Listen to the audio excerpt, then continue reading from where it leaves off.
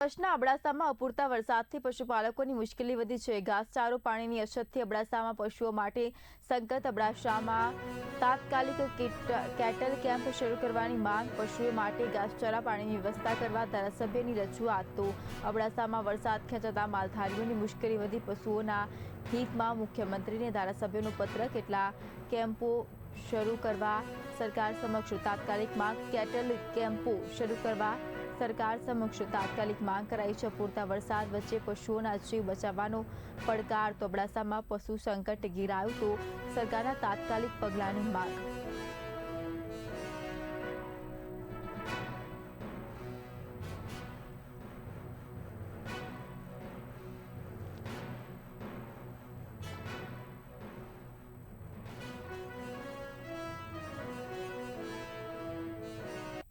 તો આજ મુદ્દે વધુ માહિતી માટે અમારા સાથે અમારા સંવાદદાતા ફોન લાઈન પર પૃથ્વીરાજસિંહ જાડેજા જોડાઈ ચૂક્યા છે। પૃથ્વીરાજજી, અબડાસાની અંદર જે હવે પશુઓના ઘાસચારાની અછત પડી છે અને તેને લઈને સ્થાનિક ધારાસભ્યએ સીએમને રજૂઆત કરી છે, વધુ માહિતી જણાવશો।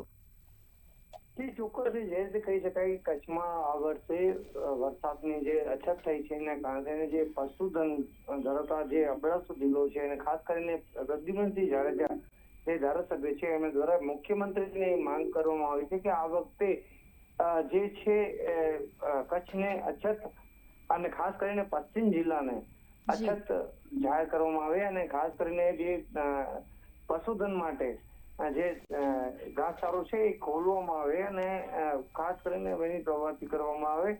એના માટે કચ્છ જિલ્લાના પ્રદ્યુમનસિંહ જાડેજાએ મુખ્યમંત્રીને લેખિત પત્રમાં રજૂઆત કરી છે। જે પૃથ્વીરાજસિંહ માહિતી સાથે જોડાવા બદલ આપનો આભાર।